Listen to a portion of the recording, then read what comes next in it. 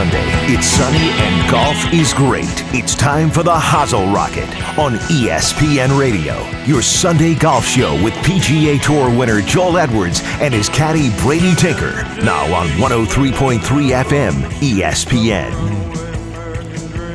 Oh, yeah. Good Sunday morning to you, and welcome to your Sunday morning golf show, the Hozel Rocket. I'm Brady Tinker, sitting alongside 16-year PGA Tour veteran Joel Edwards. We are here to make you have more fun, help you have more fun playing the game of golf. U.S. Open a week in the rearview mirror. A few discussions about that today. Aaron Hills played 7,800 yards long, and yet the winner only hit one club on a par 4 into a par 4 longer than a 7-iron. 7,800 yards long. The Travelers Championship going on in Cromwell, Connecticut.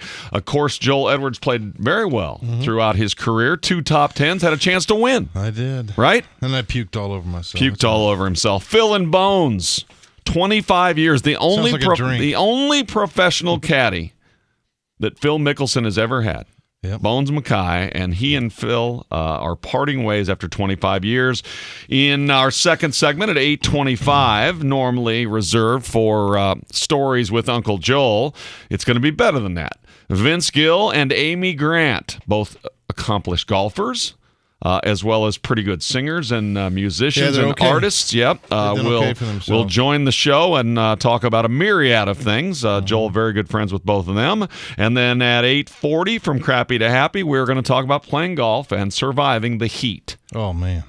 I think an interesting topic. Joel has tons of ways, as do I, to try and help you stay alive in Texas while you're playing golf in July and August and September. Yeah. And then story time will be fit into that final segment as Joel talks about some of his trips to Cromwell, Connecticut, and what he did along the way, and other things he did, like heading to the Baseball Hall of Fame. Yeah, that's right? fun. Yeah. It's going to be a great show. We very much appreciate you joining us every Sunday morning from 8 to 9 a.m. here on the Hozel Rocket on ESPN Radio, 103.3 on your FM dial.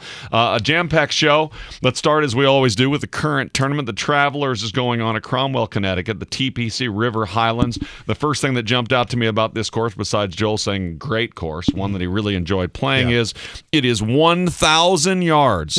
1,000 yards shorter than last week's Aaron Hills U.S. Open. And the score is going to be the same. And the scores were very good. Jordan went out and shot 63 on the first day. There were a whole bunch of 64s and 65s. Interestingly enough, I've been out of town.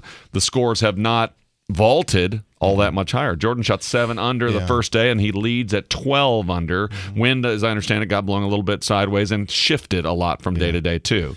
Yeah, that golf course can give a lot of birdies up, but it can also jump and grab you. I mean, it's such a neat little golf course. I say little because it's not in a very big area. It's really, really pretty. It's right on the Connecticut River. It's beautiful out there. And, you know, I just you get around that place, and there's only a couple par 5s on it, and it's just very reachable.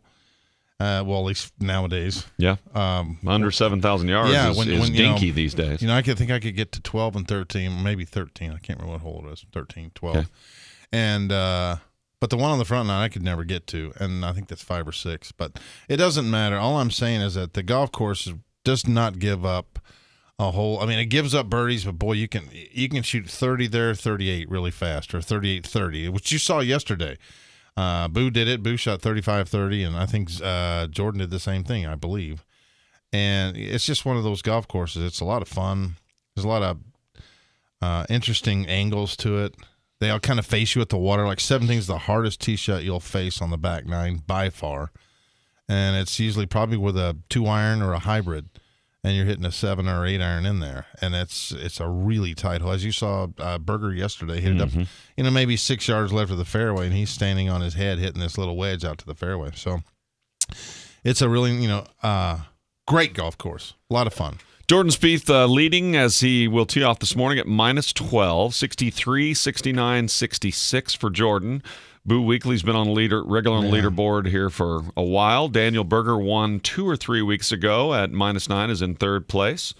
Lingmerth's been on a lot of leaderboards lately. Certainly Paul Casey has as well. Keegan Bradley been playing much better. Kokrak The Coke machine is up there as well. Webb Simpson, Charlie Hoffman, a lot of names. Ches Reavie. There's a lot of names of guys who've been playing good golf. This is how it goes on your tour, goes. right? Every week, some guy gets hot, he stays hot for a month. Brian Harmon, Patrick Reed, also on the leaderboard. Names we were looking at last week. Guy we got to know last week on the leaderboard, Xander Schauffele. People really didn't know very much about him. Had won on the Web.com? Web.com tour. Yep, thank you very much. But has not won on the regular tour. So it'll be an interesting Sunday in Connecticut at the Travelers Championship as relative to last week, as short as it is. As you mentioned, there are plenty of bogeys on the scorecards. Yeah, plenty. I mean, it's not just that easy. And minus 12 isn't minus 22 going into Sunday. Right. As a matter of fact, minus 12 is where the leaders were at the U.S. Open last week. So the scores are going to be very similar. It's just, I don't know how to describe it. It's the golf ball. It's which we'll get into in a couple. We're going to do that next week. We have decided a little bit of tease, and I hope you'll think this is interesting and want to tune in. We are going to talk about length on the tour. And the fact that basically it seemed like, other than Brian Harmon, only a bomber could win last week. And then we got really into that conversation a little deeper and said, isn't it that way almost every week? It is. I mean, because Jordan's a top 25 in length guy. You wouldn't think about top 25 in distance. Yeah. So Ricky's is a long hitter. Koepka's huge. Yeah, so Dustin's huge. Rose is huge. All the guys that you're used to. And they're not number one either. No, that's exactly That's what's right. so funny about it. They're not number one either. So we're gonna do a big show on that next week about length and is it too long and is it time to change the golf ball, which is really Ritz is if you go back to Nicklaus starting at 10 years ago is the number one problem if people think it's a problem. It's not a problem. And I don't think the golf world thinks it's a problem overall because everybody out there who's an average to bad golfer wants to hit it farther and straighter, and the golf ball and the clubs do that for Ball you. go far. That's what they want. No doubt. That's what they're getting on TV. They don't have they have a long driving contest on TV. They're big money makers. They don't have short game on TV. They don't. Who's the best chipper on tour? Yeah, but we come back almost every week to the fact that, hey, I mean, I know. I'm just saying. While Jordan hadn't looked like Jordan this year, his putting rank has gone from top 10 to outside the top 100. He hasn't gotten shorter, has he? And so you say we don't talk about short game, but we do. It seems like every week the graphic goes up on the board on Sunday that says the leader is 52 out of 53 from inside 7 feet. Well, and we're like, oh. It all is going to come down to the putter anyway. It doesn't matter. It doesn't matter that Koepka, hit one club over it. One club. If you did not hear that earlier, one club. Brooks Koepka played the 8,000-yard, essentially, U.S. Open course with par fours ranging from 440 to 520 and hit one club longer than a 7-iron in 4 days.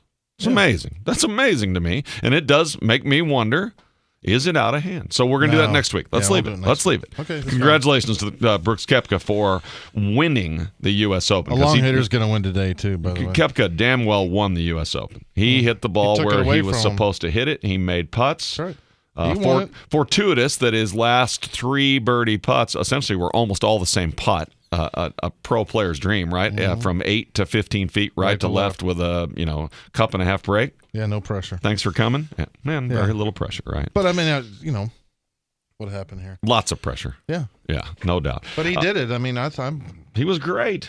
No one else did, and it wasn't shocking to me. And he was subdued. A long hitter was going to win that Open. I know. Subdued. When he won. That maybe is the most subdued, other than maybe Dustin's a little bit that way too, that I've ever seen a man to win a major golf tournament. He basically was like, thanks, gotta go. Gotta go. And afterwards, in the press tent, said, I feel like I've been an underachiever. Wow. For these last 3 or 4 years out here. So maybe that's part of the subdued part is I should have already done this. Well. I don't know if there's should-haves. Are there the should-haves when it comes to the PGA Tour and winning shoulda, majors? Coulda, woulda. Shoulda, coulda, woulda. I don't know. I think if you think that way, I think you're in trouble. But I don't know. All of us, I say all of us. Well, I was there. Or feel like underachievers. I mean, Tiger, I guarantee feels like he should have won every week. I feel like I should have won more than once. I didn't. But still, Phil's probably thinks he should win more than 48 times or whatever. So, underachiever after you win an Open, I don't know. That might be a little bit... Might be a little bit out there. You know what you did there? No. A beautiful segue. Really? As you said, Phil probably feels like he should have won more than 48 times. Well, ask him. I should have been guarantee you. second 6 times in U.S. Opens Which and never he feels won. like is a win if you saw Fairleigh. And Phil and Bones, if you're a big golf fan at all, you're aware that Phil Mickelson and Bones Mackay's Jim Mackay, right? Yeah. Have been a team, and that is how most players and their caddies are considered now. As a matter of fact, your team generally includes your caddy, your swing coach, potentially your shrink, your family is all part of your team. Most of the guys who win now say we. That's a good idea. When they stand up there and say how they did. I think Jordan started that, by the way.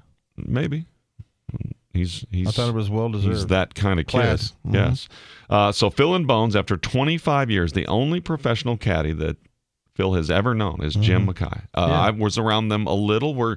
You were around them, I'm sure, plenty. I was around them a little. Luckily, it's a long story, but I was. And the relationship seemed very genuine. It is true. Yes. And I believed it. And in 25 years, you ain't faking it. Nope. And the caddy situation on tour is different from player to player to player. Sure isn't it is. Because there are a lot of guys who go through caddies every 6 months to a year. You're still, talking to one. Right. You had how many caddies would you estimate? In 18, 20 years? 20? Yeah. I know, not all of them quit me. I would like to say that I let them go, but no, some of them quit me too. But it's, it's personality differences. It's, I don't know. I was pretty hard on caddies now that I'm older and look back, but maybe I was a little too hard on them. And I'm not getting fraudy on you, but it's true. I'm with you. But as far as someone that, if you get 25 years with a caddy, years. oh my God. Because I was asking you to think back to your day of who had longevity like that with a caddy out there. Well, I said Fluff and Peter Jacobson. There was Most people Johnny listening Miller. are like, oh, I didn't know Fluff had Peter Jacobson. We associate Fluff with the beginning of Tiger's career. Right. And now he's with Jim Furyk. Yes. He's been with Jim Furyk 10 or 12 years, Mm-hmm. so it may be longer than that. They've been together a long time, too. They're 17, 18 years right there. We could spend time speculating, and we're not going to do it very long, on why this occurred. Both the Phil and Bones came out and said, hey, greatest 25 years ever. Pleasure. Yeah. He was great. Bones will get a job in about 4 seconds after he decides he wants one. And Phil made a point to say it wasn't any one thing, which immediately made me think. I'm a media guy. It was certainly one thing. Yeah, who knows? And we're guessing, and we don't know. But I have a feeling there's something here on this missing the U.S. Open to be at your daughter's graduation, high school graduation. Yeah, maybe. She's giving the commencement speech. She's president of her class. And well, I think that's, I think it's great on Phil. I mean, I think it's great, but I have a hard time announcing it to the world. I know. That's what I have. Phil's a a look at me guy a little bit. I understand that. You don't have to say that. I'll say that. There's no doubt about that. It's like, don't put pressure on your kid. Do your thing. Either. And I didn't really think about You're going to that. say you're going to play in the Open maybe if it rains. I mean, come on, really? Right. Because come on. my kid, her. Yeah. I know. Comes ahead of me. Yeah. Or does she? Yeah. I don't know. I just had a problem with it. But, and then he sends Bones out there to practice and do all the work for him. If you weren't aware of that, Bones was on the premises at the U.S. Open Monday and Tuesday. On a whim that it might rain. I think my caddy, if I would have said that, well, go there and practice and go there. Now, you go do all the yards and stuff in case it rains, and then I can come play. How much work is that, by the way? It's a lot of work. We don't know. So how much work did Bones do on Monday and Tuesday? Did he play? No. He's stepping everything off. He's walking. He knew that course as good as any player or any other caddy. He's walking with other caddies. I'm sure they played the practice other caddies rounds. helping him on Monday and Tuesday? I'm sure there are. Okay. I'm just curious. Yeah, I'm sure there are. But Phil and him, I guarantee, had been up there before anyway, playing on, Phil's got his own jet. He's probably flying up there playing practice rounds on the whim that it might rain. I mean, I don't know. I don't know about that. That story was a little bloody sock for you, wasn't it? Yeah, pretty much. A little shilling. Contrived, it was a little too much for me. But I mean, so Phil, if you're listening, he knows I'm a friend of his. We know nothing. I had Joel calling everyone. Yeah. We know nothing about why this happened. We did not find anything Speculation. out. Speculation from me, because it's what I like to do, and Not I'm me. not the professional golfer here, is that this U.S. Open and I just thought it was funny. playing in it had something to do with this. I just thought it was a little weird. Bones has been with Phil 25 years. They finished second 6 times. Which They've counts never for a won win. the U.S. Open. I don't know. And that golf course was tailor-made for Phil. It was. Because Phil is still a very long hitter, can carry it forever in the air. So you got soft circumstances, right up his alley. Right up his alley. If you miss greens, it's soft enough you can hit every creative shot in the world and get up and down. Who's better at that than him? Almost nobody. But you never know. Never know. I mean, I think the way I look at it is Koepka deserved to win it, and he won it. No doubt. I don't think anybody feels any other way. Nobody lost it. Nobody. People are maybe screaming at their radios in the car saying, "Oh, how does Justin shoot 63?" And then it's very hard to back put a up little poopy in the bed with Yeah. 75 and not win. Well, one of the things was it's hard to back that score up, as your professional golfers say. Second, he wasn't even winning when he went into Sunday, and is that in his mind at all? Yeah, I'm sure it is. I shot the best round ever shot competitively in a U.S. Open, 9 under par, and I'm still not winning. No. 2 shots behind. Yeah. Thank you very much. Good stuff. When we come back in about 5 minutes-ish, Vince Gill and Amy Grant will be on the show. Accomplished at everything. Yeah. Cool people. Yeah. Musicians, artists, a couple. 27-ish Grammys between them. Mm-hmm. And a big announcement, if you haven't heard about Vince Gill, and I'm not going to tip it other than to say a huge announcement concerning Vince Gill just came out as well. And Joel Edwards and Vince Gill and Amy Grant are great friends. So we will tie golf into all of this with an interview with Vince Gill right here on the Hozel Rocket on ESPN Radio 103.3 on your FM dial on this Sunday morning when we return.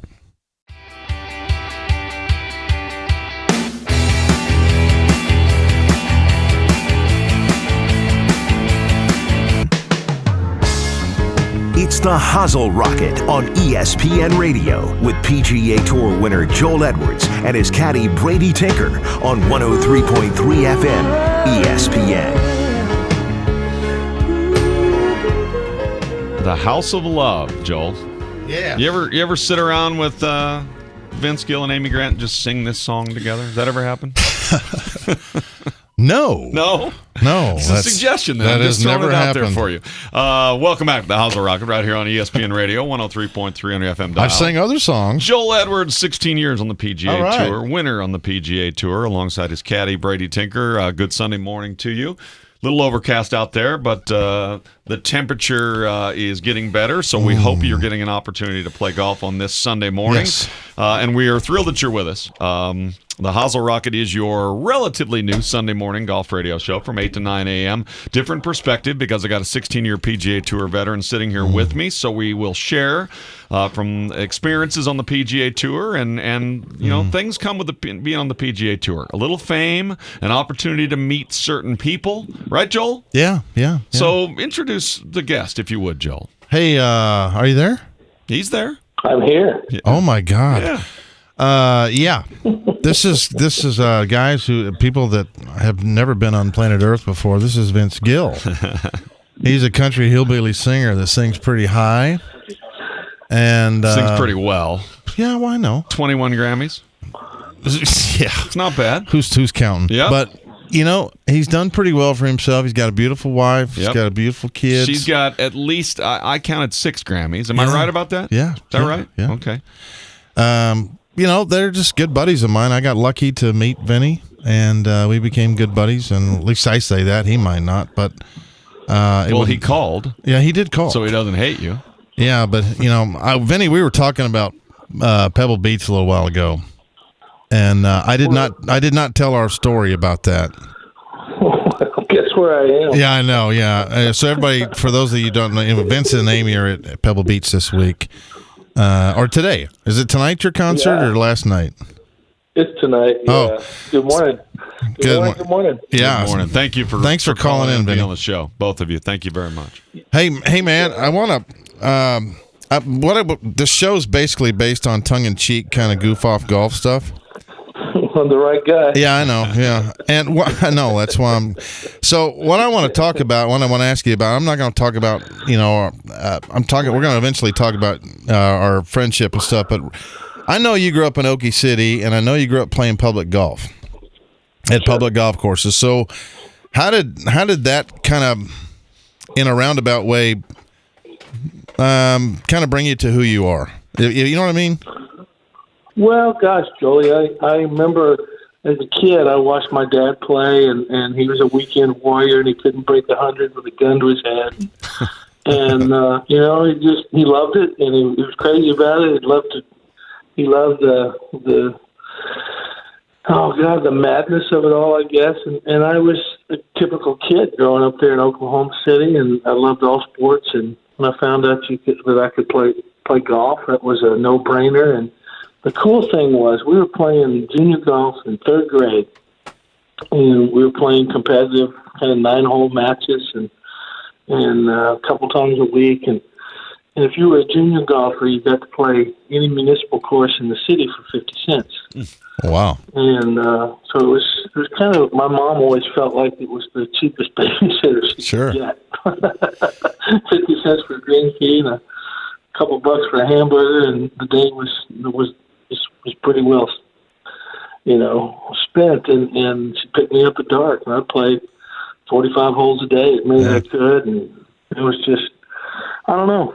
I was drawn as not quite as much to this game as I was music, but it's pretty darn close. I think that's why you and I became such great friends, is you love music. Yeah. Like I love golf, Yeah. Yeah, well, most people don't know that about me, Vinny, but I'm more musical than most people think. I just can't sing. Well, what makes you musical other than you listen to the? Well, I'll tell you what Vinny tells people about me. I've got about a 6 handicap voice, Vinny? I think it's about 6. I think he said I had a 6 handicap, but the problem is I have plus 10 ears. That's the problem. So I don't like what I'm hearing, and they don't like what they're hearing, but I can hear it. So anyway, Vince, are you good with that definition that he's got a 6 handicap voice? Is that good? That's pretty good. You really? We all lie about our handicaps. That's so true. Well, I'm saying, a lot of them lie at it to get better. I'm lying at it to get worse. That's true. Yeah. I don't want the expectation to go up and go, no, he's really not that good.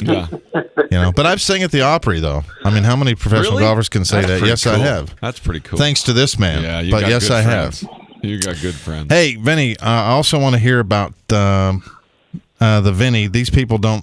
I mean, they know I left for the Vinny a couple weeks ago, but I want to. Tournament. Yeah, and it's been around 25 years, and this guy has given a lot of time and money and effort, and his wife have given a lot of time and money and effort to this tournament. And I just kind of want you to tell them where it goes and how it's been going on. Well, what I always wanted to do was maybe someday host a golf tournament. And Joel knows how many of these pro-ams I have played in over the hundreds, 35, 40 years. And I love doing it, but a lot of times they could be a little too stuffy, a little too, too ballroomish, and you had to dress up and this and that. And I'll tell you who inspired my reason to want to do the Vinny was Glenn Fry, my sweet friend that was with the Eagles for so long, and him and Mark Lai and a guy named somebody else, maybe Ed Podolak, I think was his name. They started the tournament down in Florida. And Glenn and I shared the same manager, a guy named Larry Fitzgerald, and so I got invited to go. They wanted good golfers to come down and play in the tournament and then also play music. So we played golf all day, then we did a concert. There was a free concert for the city. I can't remember what town it was in, but 15,000 people came to the concert. And Buffett was there, Jimmy Buffett, and it was just, I said, now this is fun. This would be a fun way to do a golf tournament. So I'd always kind of in the back of my head said if I ever do good in the music world and could host something like this where people would show up, I think I'd like to try to do it. And so away we went. And in the early years we had a tournament. We had galleries of upwards of 10,000 people coming. And it was fun. And we've done it for 25 years. It's all been for junior golf in the state of Tennessee, and getting close to about $10 million raised for the kids in Tennessee. Marvelous. You're listening to Conversation with Vince Gill, Amy Grant, Joel Edwards, and Brady Tinker here on the Hozel Rocket right here on ESPN Radio, 103.3 on your FM dial. Hey, Vinny, did you can play golf out there? No, this is sacrilege. I didn't even bring my clubs. Wow. I'm the 18th green in our room. And really? Last night. We got here late last night. The plane was about 6 hours late. We had weather in Dallas and threw everything backwards, and then plane had a mechanical and this and that. So I just remember looking out my window and seeing the 18th green and remembering, this is the last place my dad saw either one of us play golf. It's been 20 years ago that he passed away. Well, that was kind of one of the funniest. I didn't really want to go there, but that's just too funny. But that's one of the funniest golf stories ever with his dad and me out there. Oh, my God. Because Rhonda, my wife, was pregnant with Tanner. At Pebble? Yeah. Okay. And so his dad came out to watch us play, and I'll let Vinny tell it. But anyway, Vinny, before you tell this, I want to know how I kind of want to ask Amy how she feels about being married to an Eagle now. Oh, is that how you're going to do this? That is very cool. Congratulations, by the way. Vince Gill, for those of you who don't know, now a member of the Eagles. A member of the Eagles, man. That is in my wheelhouse, baby. The greatest group ever. Everybody, it's the Philadelphia Eagles. Yeah. I'm going to be their new punter. Well, all I know is that, I was privy enough to be, I didn't know that, but until after it happened. But I was one of the people you called, and I was so excited for you. I couldn't stand it. Very cool. Well, I think you reacted better than anybody I know. Yeah, well, thank you. I screamed. And I absolutely screamed. So, I mean, Well, Vince, you're at WinStar this Friday. Yeah. Right up the road from us, right? The WinStar World Casino and Resort Global Event Center Friday night at 9, right? Mm-hmm. Okay. Yeah, I'm. I mean, are you going to play golf that day, or? I don't know. If you want to, come up. Yeah, I know, but you don't want to play there, bro. Come down. I know. I've played there before. No, it's beautiful. I'm just saying it's really hot up there, man. I know. No, I'm really kind of guessing with the Eagles. They don't really probably have it figured out what they really want to do, and they just asked me to come help them do a couple shows, and we'll see if it turns into anything, and I hope it does. But that is so cool, man. Yeah. I mean, you're playing with the Eagles for crying out loud. What's the first thing? What's coming up? There's just 2 shows booked. Okay. One at Dodger Stadium in Los Angeles, and Citi Field in New York. New York, so. Pretty good. So we're going to do L.A. and New York and see what happens. Exactly. Yeah. I bet a few people show up, Vinny. Yeah, me too. Yeah, it's probably going to be a good day. Yeah, man. Now you got 21 Grammys. There's not anything you haven't done. Does it make you nervous to think that you're going to go play in L.A. or New York with the Eagles? I'm just curious. Oh, maybe a little bit, but what's not lost on me? Yeah. Is the only reason this is going to get to happen is because of one of my dearest, sweetest friends passed away. Fine. And had that not happened, this wouldn't happen. So it's bittersweet. It's tempered. I have it in the proper perspective. Mm-hmm. Oddly serendipitous, maybe. Yeah. Yeah. You spell that one. I can't. Hey, man, I am so thankful that you called, and I appreciate you getting up really early and calling me and calling the show and helping me out, and I just really appreciate it, and I look forward to, I don't know, I might come see you on Friday. I don't know. See you this weekend, yeah. I don't know. I'm trying to debate if I really want to do that or not. He doesn't like to go to Oklahoma. No, don't start that.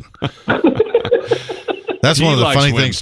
I do like WinStar, but I'm telling you what's funny is that he and I get together and we start talking about Texas and Oklahoma. It's, oh, boy. Oh, that's the point. Okay, that's right. Vince, thank you very much. Thank you and Amy I know how early it is there and how busy you are, and it was a long night. We sure appreciate it. I can't wait to meet you, and congratulations on everything, especially having to do with the Eagles and all of your success. And thank you for all you've done with the Vinny, raising all that money for all those kids. Phenomenal stuff. You guys be good. Okay, buddy. Talk to you soon. See you, Vinny. Thanks. Vince Gill and Amy Grant. Vince Gill, the newest Eagle. Awesome stuff. Friend of Joel Edwards. We'll try and figure out how that ever happened. But good luck to all of us. The Hozel Rocket right here on ESPN Radio will return with From Crappy to Happy. What do you do in the heat as a golfer to stay alive? And then story time will include Joel's first trip to the Travelers, which included a stop by Cooperstown in the Baseball Hall of Fame. When we return to the Hozel Rocket right here on ESPN Radio 103.3 on your FM dial.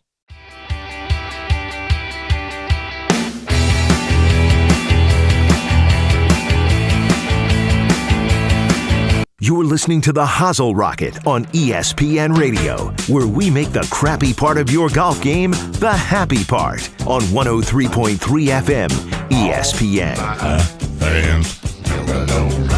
A little rock and roll for Jolly here. Yeah. Thank you very much to Vince Gill for taking time from cool? Southern California to call in this morning. It is roughly 6 o'clock when we asked him to get out of bed, 6:30. Most musicians don't know there's an AM. Newest member of the Eagles, doing a private concert at Pebble Beach in California, and will be here. If you would like to see Vince Gill, he will be here Friday night, WinStar World Casino and Resort, the Global Event Center. As I looked this morning, there are a few tickets available. Want to be entertained? Yeah, I didn't ask him to give us some, so sorry. We're out. But Vince will be in town Friday night, WinStar World Casino. Thanks to him for calling in. Very cool stuff. We've already checked off the Travelers Championship. Jordan Spieth, one-shot lead as he heads into play this Sunday, and his putting has gotten better. Therefore, his game has gotten better. Mm-hmm. Phil and Bones have parted ways. We've already talked about that, and now it's time for From Crappy to Happy, how to make the crappy part of your game better. Trying to make one of the things that Joel wanted to do when we started this show was make average to bad golfers, people who like to play golf, who just a little bit better, just a little bit better, and that may also mean just make it more fun for you. Yeah, and not necessarily that you go from 95 to 90 or 95 to 75, but that you enjoy the game more and you have more fun. And that's a bit of a different take. As I researched this show before Joel and I got together, I went online and I went on a bunch of threads and whatever all that stuff is called. I'm a little old to be that hip as you are. But I'm not hip at all. I got into these conversations about what would you, if your golf game could get better, what would define better? And I'm telling you, it was like 20th on the list, scoring better. And I thought it was going to be first. I'm competitive all the time. But it was hit it further, hit it straighter. I never want to hit a shank again. Make my worst shot, go away, which is for most people is a slice. Sure. I don't want to 3-putt anymore, et cetera, et cetera. So that is the goal of this show. Other than to entertain you, that's right, and help you get better at golf, it's to have more fun. Just a little bit. So the heat is getting ready to be a big part of everything the golfers on tour do, and this is Texas. It is getting ready, and it seems a little late getting here, but it is getting ready to have a giant effect on all of us on the golf course. So from a PGA Tour player's point of view, what did you guys do to stave off the heat? Well, we're spoiled. And to prepare for it. Yeah, we're spoiled on the tour. You're spoiled because there's water on every tee. There's Gatorade on every tee. Whatever it is you want. There's nurses with IVs. I'm kidding, but there is. There's people everywhere with, to take care of you. So, and to find your ball.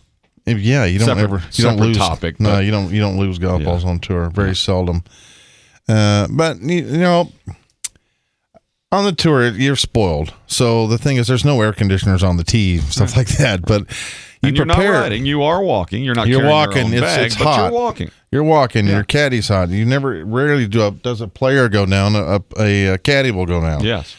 Which actually, I have done it twice. Did we not have that happen with Jordan's caddy? Right. Yeah. It does happen. A couple of weeks ago. And it's just it's hot. It's just the way it works sometimes. And I've actually been hospitalized twice for that. And did you ever have to quit around early? I don't remember. Okay. No, I'm kidding. No, I never did. No. But I got dehydrated twice, and I didn't realize it until I got done. And I woke up in a hospital, and my caddy and Skip Kendall looking at me, what am I doing here? Well, you passed out because I go, well, I don't drink. I said, well, I know that, but you didn't drink enough water either, idiot. So we're talking about today of how to I'm just going to do some basic things of how to keep yourself hydrated, to keep yourself interested, to keep yourself... it's one thing to cliche, well, just ride a cart. No, you can just get dehydrated riding a cart too, even if you walk. I'm gonna do some stupid thing or funny things that are going to tell you how to keep yourself hydrated. Go for it. One is always drink water and Gatorade or something like that, Powerade, whatever you want to do, and you mix it. You don't put it all just one swallow, just straight water. Mix it all the time. Mix it. That player, so I learned that on the tour. Dump them together, but drink some water, then Absolutely. Drink some Gatorade. Okay. Yes. Somehow, if you have to mix it, like dump some of it and put it back in. I don't care. That's fine. Just make sure it's not straight, just the Gatorade, because I don't know what it is, but there's just too much of it. The salt in the Gatorade? I have no idea what it is, but it makes me ill. Okay. And it does. So if you mix it, it's just the right amount, and it keeps you hydrated all day long. And you got to drink. Mac O'Grady came up with this thing one time. You have to drink 4 ounces of water per tea or whatever. It's like, okay, Mac. And he's probably right, but just drink, you keep those things always in a constant. It's hot, you're going to want to drink anyway. Beer and beer and beer and beer is not going to help you. It's just going to make you more thirsty. Sodas don't help either. No, but I'm guilty of that. You know me. You're a Dr. Pepper. I am. Yeah. So, and I do. But I try to mix. I always say Dr. Pepper's got water in it. So, and not much, but it does have water in it. Yes. So I'm drinking plenty of water. And I drink more water now. But anyway, so we'll get back to that. So you drink water and Gatorade and put all that together. But here, when it gets really, really hot, always keep somehow, if you're riding in a cart, there's no reason for you not to have a towel on your cart with ice on it. Most golf courses put a towel of some size in your cart for. And we talked about talked about this, and I think that's really important. You have a towel around your neck. Not when you play, but you don't have to do that. But just before you, like if you're starting to feel that way. Between shots, wrap your wrists and your neck and cold compacts and stuff, and you'd be surprised how cool that makes you. I guess that's called pressure points for doctors that are listening. And I believe that's what it is. So you put it on your neck, around the front of your neck, you wipe it really cold and wipe your face, wipe your wrist. And if you keep those things cool, your wrist and your neck, you're probably going to be okay. It's only going to get hotter. And play early in the morning if you can. You can't always do that because you're going to have golf tournaments in the afternoon. But if you're going to play in the afternoon, you have to be hydrated. And it's very, very hard. I am guilty of it.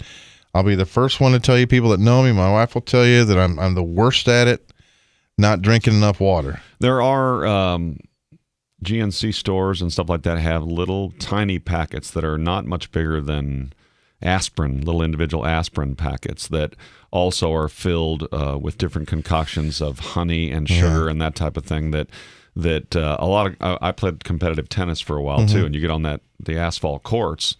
I can only imagine. It runs up to 130, 35, 40 degrees on these courts, and you're running around in this Texas heat. And it's similar to what happens on the golf course. And so those packets are not too expensive, couple, $2 or $3.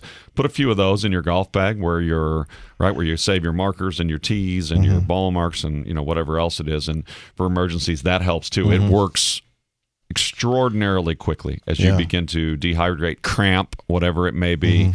Those little packets of essentially what are sugar that get right into your system will help you as well, will boost you as well. I think it's great. And people look at us when they're driving by and they'll look and go, what are those guys doing out there in 103?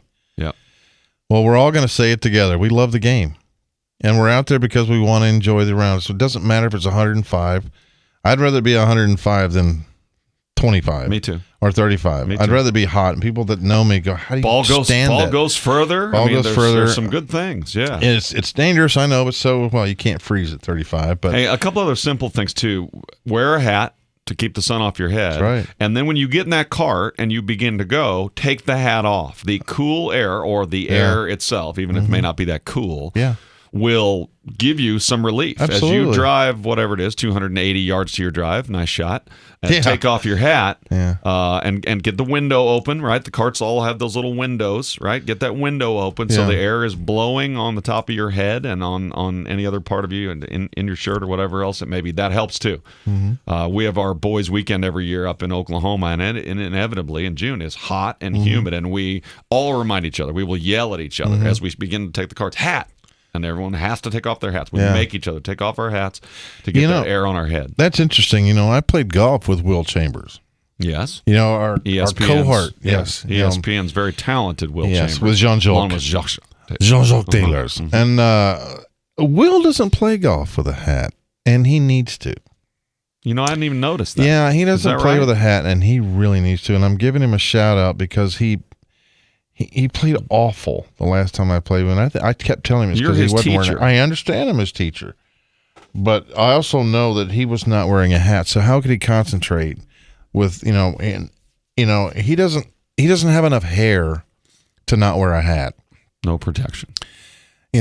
And he's fastidious dude. He may not like hats. Well, right? he's going to have to wear. He's one. always well put together. Right? Yeah, He's always got his very conservative outfits on. I stark don't know. white shoes. I don't know about that. Yeah, but I just know he needs to wear a hat. And Will, if you're listening, put a hat on next time. Hat on. I tried to go inside. I said, "Look, I'll go get you a hat. I've got some in the locker. Or I can get some out of the pro shop, whatever. We got you a hat." He goes, "Well, I got one in the car. I'll get it." If you'll wear a hat, Joel will stop telling people that you played terrible. Well, he did. He'll be the first one to say he played terrible. He doesn't hit that slice anymore. He hits a push now, so I'm happy that he's hitting a progress, isn't it? You're the teacher. I am. So if you're pushing the ball, I can't wait till he hooks everything. Right. And he gets mad at me, but I'm looking forward to him hooking everything. Okay. I can't wait. What else about heat, or do you want to get to story time with Uncle Joel real quick? Well, that's kind of hot. No, you played in Cromwell, Connecticut, the TPC River Highlands, where the many times. 2 top 10 finishes. Yes, you nearly won. Yeah. What story do you want to tell us? Let's work in story time with Uncle Joel. Come on, pressure's on. Well, when I remember going to Cromwell, Connecticut, Hartford, and Hartford. Right? Okay. Yeah, up there it's Hartford. It's kind of like I've told you the story about Worcester. Being up in Worcester, Mass. Yeah, it's spelled Worcester, right? Worcester. Okay. And, from here, that would be Worcester. And up there, it's Worcester. And so I went into the register one time. This is not Hartford, by the way. This is another story. And so I went in there, and I was trying to get back to the town. I said, "Can y'all tell me how to get to Worcester?" And this lady looks at me and goes, "That's Worcester." And I go, "Well, I don't know what you're talking about, but this is Worcester." Right. It says so right I was just here. messing with her, just having some fun with her. And she didn't like it. And I finally said, I understand that. I said, "Is that near Gloucester?" That really made her She got mad. that, didn't she? Yeah, she got it, but she didn't think it was very funny. She kind of like, yeah. So anyway, my caddy and I, Scotty, this is one that I stayed with for 2 years. Or he stayed with me, I think. I should say it that way. And he almost quit a few times, and I really don't blame him. But we left the BC Open, which was in Endicott, New York, and we left on a Sunday. We made the cut, and we drove up to a place called Cooperstown, and we just wanted to see the Hall of Fame, And so we went up there and Baseball Hall of Fame. In case Fame. you're listening and don't know, Baseball Hall of Fame, Cooperstown, New York. So we went up there. And if you've never been, you gotta go. Oh. I'm gonna hopefully get to go here in a month to see my friend get inaugurated. They refer to themselves as a drinking town with a baseball problem. Well, I can't wait to go again. Yeah. And so we go up there and see the Hall of Fame. We're first ones in line because we're supposed to go to the Yankee game that night in New York, and we're going to stay downtown and go to the Yankee game. And so we go to Cooperstown, me and Scotty, and so we stayed right there at the Calistogan or whatever it's called.